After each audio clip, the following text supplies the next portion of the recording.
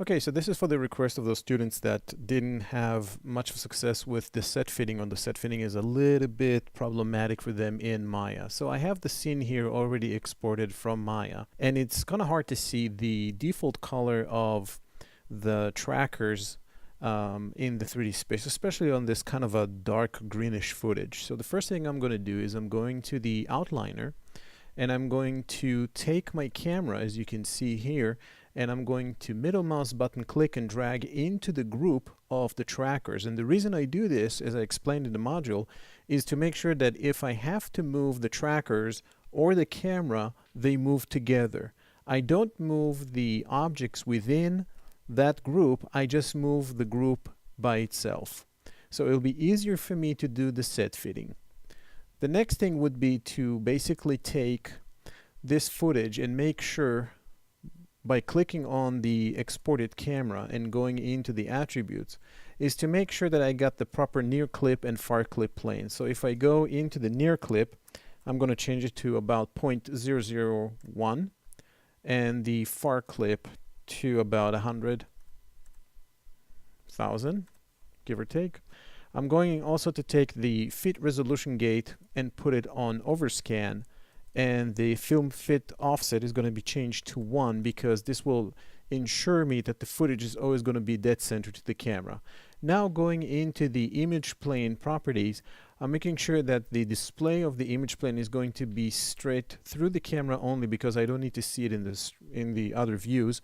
And I'm making sure that I have my image sequence read from where it sits on my computer, and I'm scrolling down all the way down here to the placement. I'm making sure that the depth is about 10,000. Now, the reason I always give high number on the depth, which is the distance of the image plane from the camera, is because I'm not sure right now what's going to be the size of my geometry. And in order to avoid clipping between the image plane and the geometry, so it's always best to give a larger number. Now I can go and start laying down the geometry that is going to act as set fitting. But the first thing I'm going to do is I'm going to check my group, make sure that the whole group is selected and all the objects within it. I'm going into the layer editor, and under the display here I'm going to click on this button, which will add whatever is selected into a display layer right here. I'm going to double click on it, making sure that I give the layer bright color so it will pop on top of that dark footage. Usually I give that bright yellow here. If you want to change the color from index to RGB, all you have to do is click here, change it to RGB, click on the color swatch, and then choose whatever color you want. I'm going to choose again the yellow, and I'm going to call this render cam, or just let's do render capital C cam. So I know that this is where my render camera is going to be, which is again the exported camera from Match Mover. So let's save this, and now we can start building the geometry. Now there's a couple of ways that I can approach the set fitting on this, but you got to remember that very similar to what we did with our first Maya project, that you had to set fit a still image. Here also, once I put geometry and it's sitting flush and straight to the grid, and the grid always supposed to represent the floor plan if we have a floor or a ground plane in the footage, then it should sit straight on it. Now if I switch back to the camera, and I'm going through panels, perspective, and there's my render camera.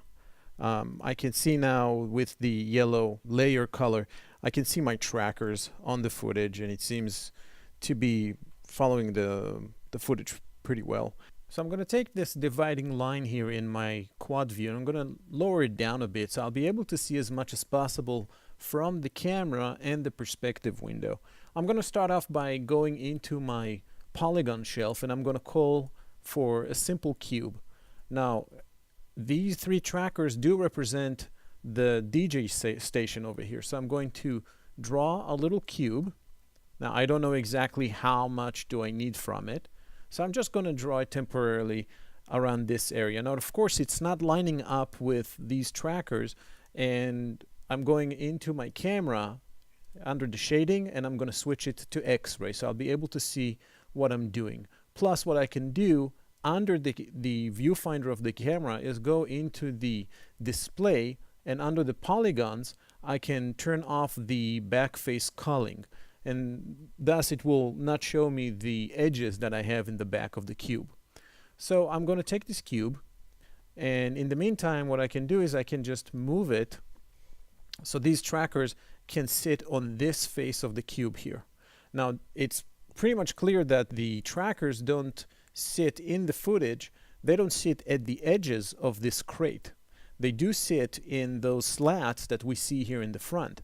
So the best thing to do would be to snap my grouped camera into one of the vertices of the cube and then move the group around a bit. And let me show you how to do that. So the next thing would be to go into the outliner, so the window, outliner, and I'm going to take the grouped camera, and in here I'm going to take the pivot point or the manipulator of this group. I'm holding D on the keyboard and V, and that will allow me to snap it to another point. I'm going to snap it into this tracker that you see right here. And then I'm going to take this whole group with its new manipulator in its new location, holding V on the keyboard, and then just snap it to the vertex of this cube. Notice that I don't move the cube. I don't rotate it, as much as tempting as it might be. I don't move it around to fit it within the viewfinder. What I do is I move the group itself within the 3D space to match the geometry, and that's what you should always do. When you set the perspective for the first time, and if you see areas that you match to the geometry that are straight in the footage, then it is imperative and mandatory that you move the group first and you do not move the geometry. So let's focus around here. And I'm going to do the same thing with the cube. I'm going to take the cube's manipulator.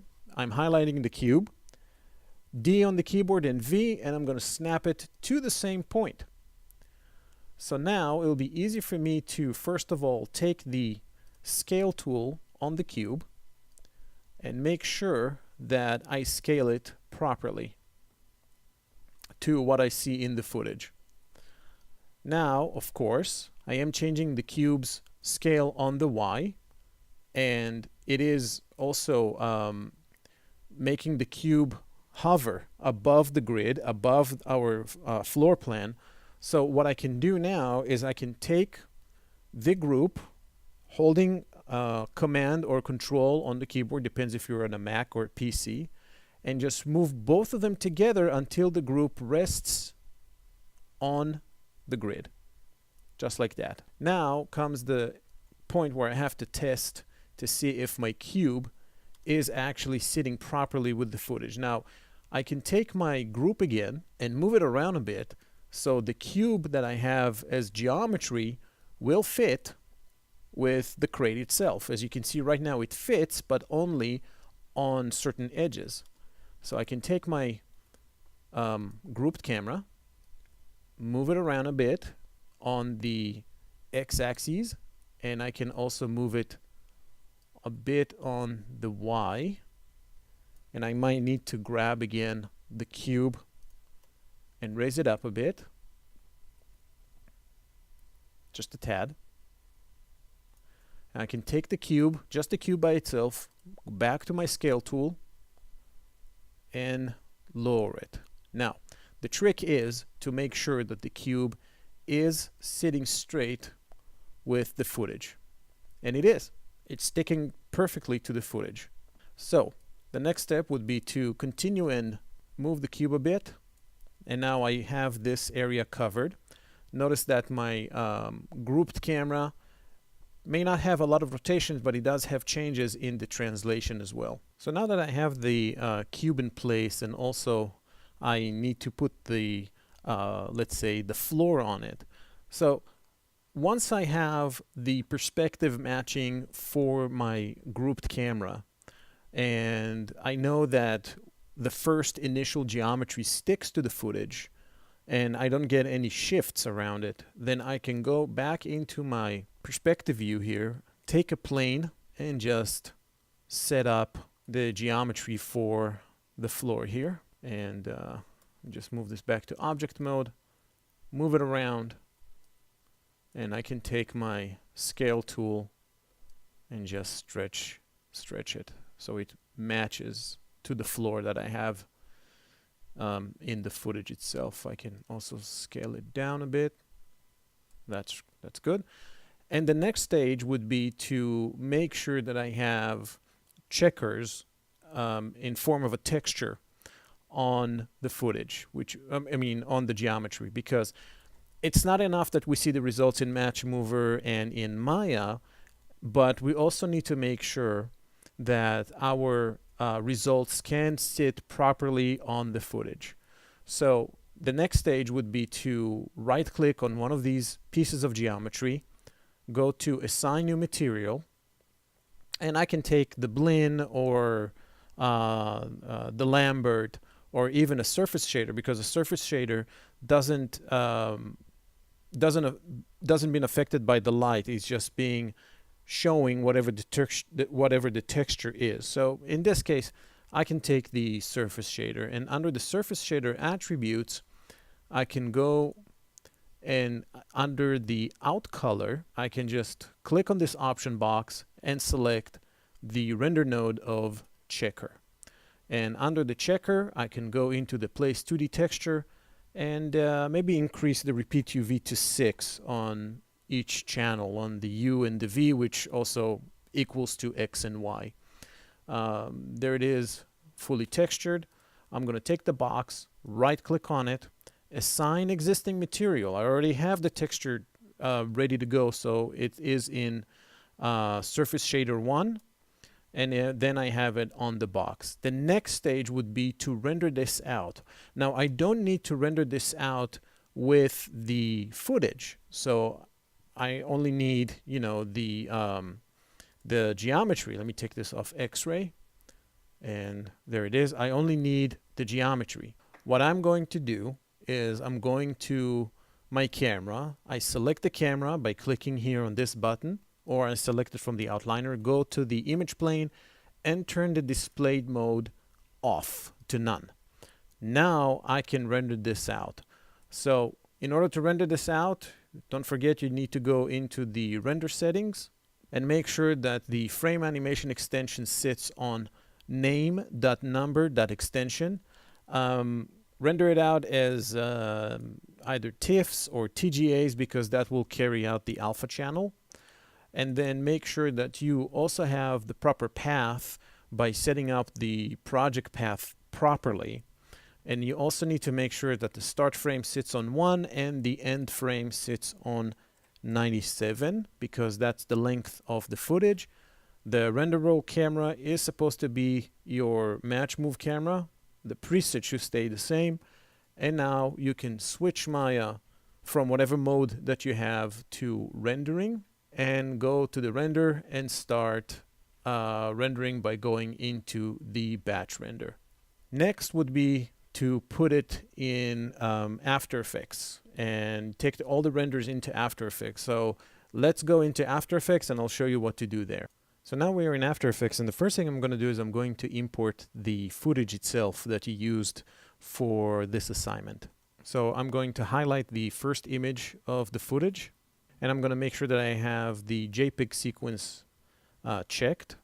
So After Effects will bring it in as a JPEG sequence. I'm going to click on Open. And now I'm going to take it, left mouse button click, and drag into the composition button right here. This is going to open up a composition that carries the same characteristics as the footage. And now I'm going to import again, but this time I'm going to import the renders from Maya. So I'm highlighting the first render, and I'm going to make sure, because I rendered these as targas, it's going to be with the check mark on targa sequence. Click Open, and it's going to ask me what to do with the alpha. So I'm going to either keep it on straight or pre-multiplied. I'm just going to keep it on pre-multiplied. If you don't know, you can just click on Guess.